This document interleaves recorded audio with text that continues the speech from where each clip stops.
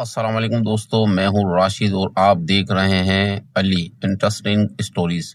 दोस्तों, आज की स्टोरी कोई आम स्टोरी नहीं बल्कि एक ऐसा सच्चा और होलनाक वाकया है जिसे सुनकर आपके जिस्म में सनसनी दौड़ जाएगी। अगर आप कमजोर दिल के हैं तो अभी से समझ जाएं, आयतल कुर्सी का हिसार कर लें। चलिए वक्त ज़ाया किए बगैर बढ़ते हैं आज की इस पुरअसरार स्टोरी की तरफ। दोस्तों, ये स्टोरी हमें इमरान ने भेजी है। ये कहानी एक ऐसे जंगल की है जहाँ रात को दरख्त भी अपनी जगह बदल लेते हैं और जहाँ ड्यूटी करने वाला या तो पागल हो जाता है या फिर कभी वापस नहीं आता। दिल थाम कर सुनिएगा। मेरा नाम इमरान है। मैं महकमा जंगलात फोर्स डिपार्टमेंट में एक नया गार्ड भर्ती हुआ था। मेरी पहली पोस्टिंग एक ऐसे सरकारी रेस्ट हाउस और उससे जुड़े जंगल में हुई जिसका नाम सुनते ही पुराने मुलाजिमीन के चेहरे पीले पड़ जाते थे। उसे काला क्वार्ट का जंगल कहा जाता था। ड्यूटी ज्वाइन करने से पहले महकमे के एक बूढ़े रिटायर्ड चौकीदार चचा रहीम ने मुझे एक अजीब सी नसीहत की।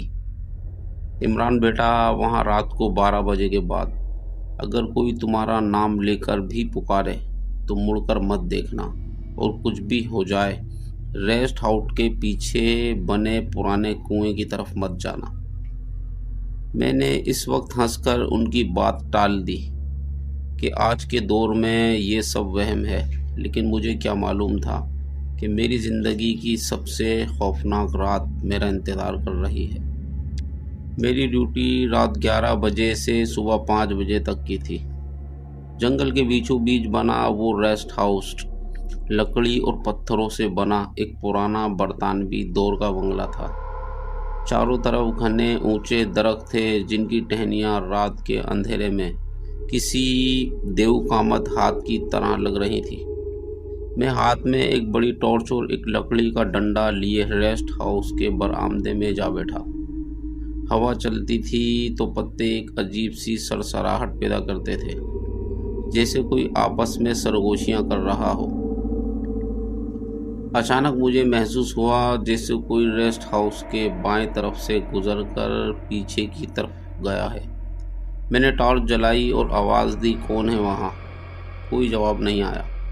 मैंने टॉर्च की रोशनी मारी, लेकिन वहाँ सिर्फ झाड़ियाँ थीं जो हवा से हिल रही थीं।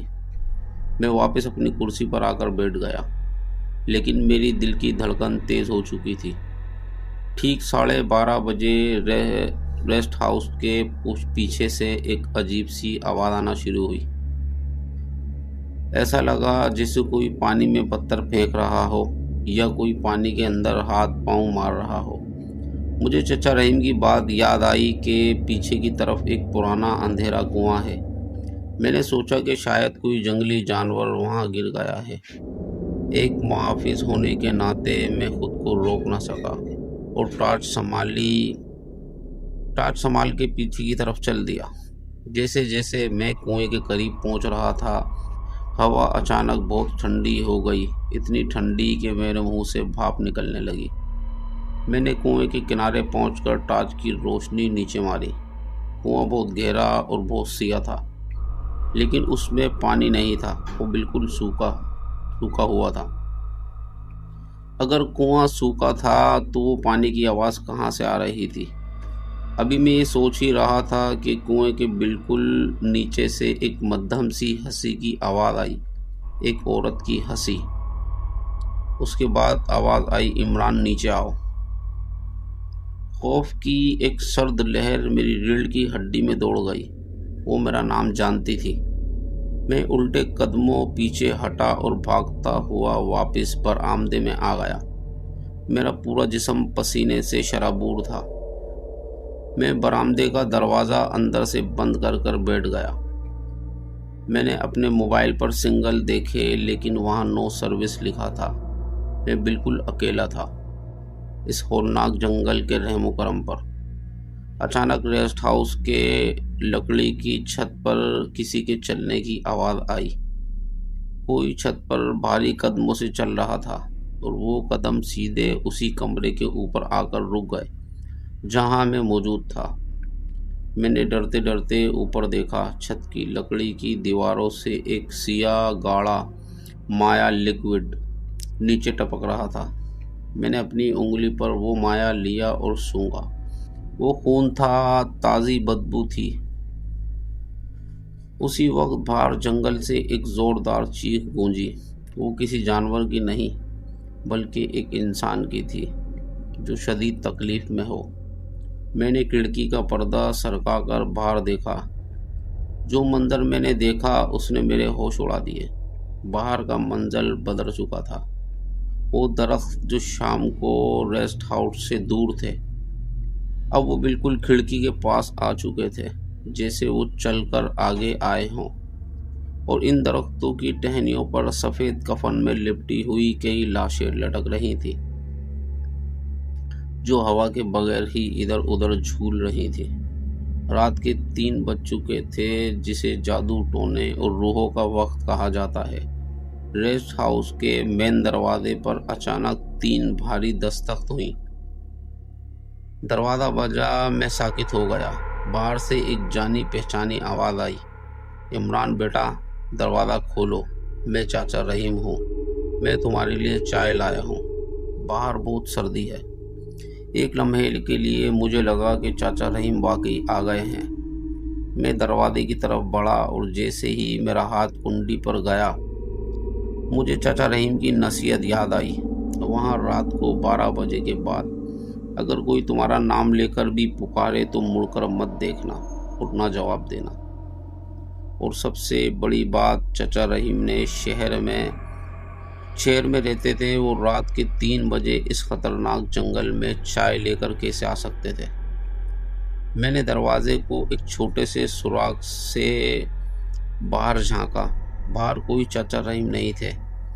वहाँ एक नोकीले नाखूनों वाला 7 फीट लंबा सियाह साया खड़ा था, जिसकी आंखें अंगारे की तरह सुर्ख थीं, और वो चाचा रहीम की आवाज़ में बोल रहा था। जब उसे एहसास हुआ कि मैं दरवाज़ा नहीं खोल रहा, तो उसकी आवाज़ एकदम बदल गई। वो एक खौफनाक गरजदार मर्दाना आवाज़ में चीखा, इमरान, तुम कब तक अंदर छुपोगे? सुबह होने में अभी 2 घंटे बाकी हैं और ये घर मेरा है। इसके बाद उसने दरवाजे पर ज़ोर ज़ोर से कुल्हाड़ी की तरह अपने हाथ मारना शुरू कर दिए। लकड़ी का दरवाज़ा टूटने लगा था। दरवाजे की लकड़ी चटक रही थी। मैं जानता था कि अगर मैं यहाँ रहा तो मारा जाऊँगा। मैंने कमरे के पीछे वाली खिड़की देखी, जो जंगल की तरफ खुलती थी। मेरे पास कोई रास्ता नहीं था। मैंने एक लंबा सांस लिया, हाथ में टॉर्च मजबूती से पकड़ी, खिड़की का शीशा तोड़ा और बाहर जंगल की तरफ छलांग लगा दी। मेरे पीछे आने वाली मखलूक ने एक ऐसी चीख मारी जिसने पूरा जंगल लड़क उठा। मैं अंधाधुंध भाग रहा था। झाड़ियाँ मेरे चेहरे पर और हाथों को जख्मी कर रही थी, लेकिन मैंने पीछे मुड़कर नहीं देखा। भागते भागते अचानक मेरा पाँव किसी चीज़ से टकराया और मैं मुंह के बल गिर गया। जब मैंने टॉर्च की रोशनी सामने मारी तो मेरा खून जम गया।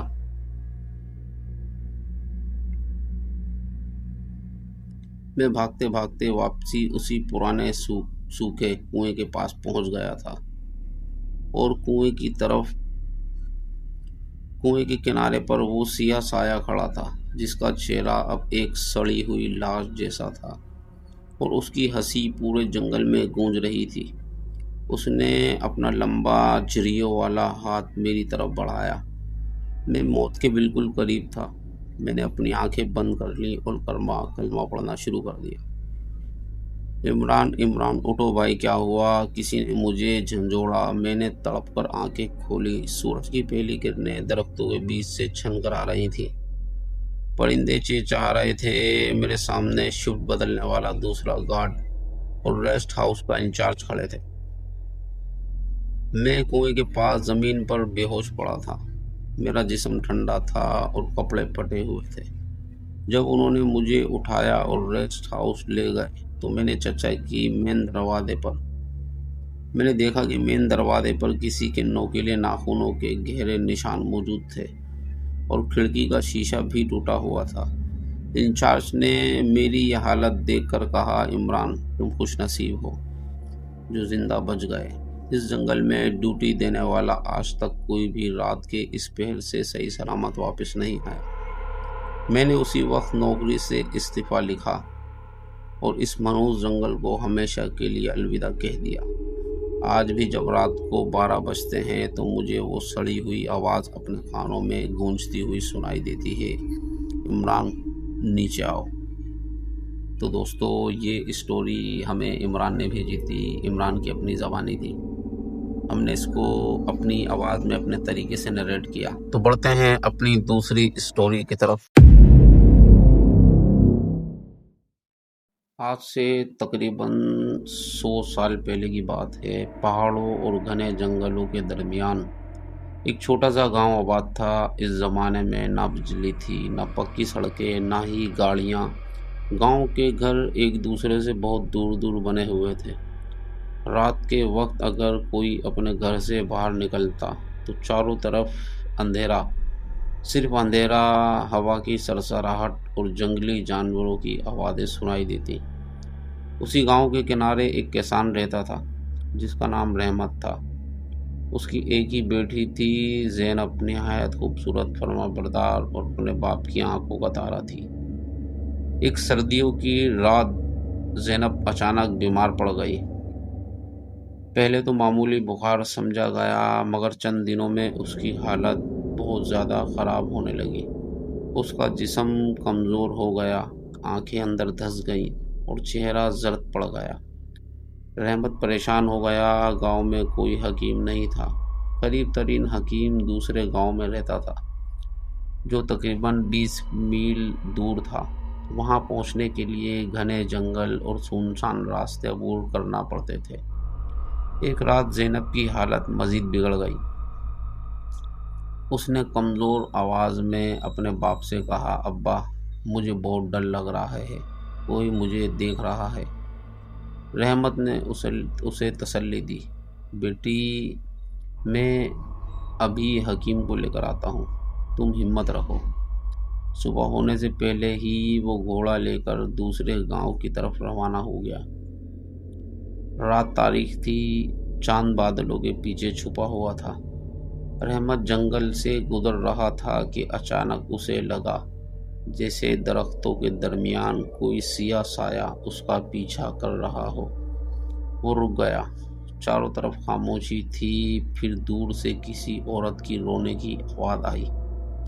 रहमत डर गया, मगर बेटी की फिक्र में वो रुका नहीं और तेज़ी से आगे बढ़ गया। कई घंटों बाद वो दूसरे गांव पहुंचा और मशहूर हकीम अब्दुल करीम को साथ ले आया। इधर रहमत के जाने के कुछ ही देर बाद ज़ैनब की हालत आखिरी हद तक ख़राब हो गई। उसकी सांसें टूटने लगी। घर में कोई और मौजूद नहीं था।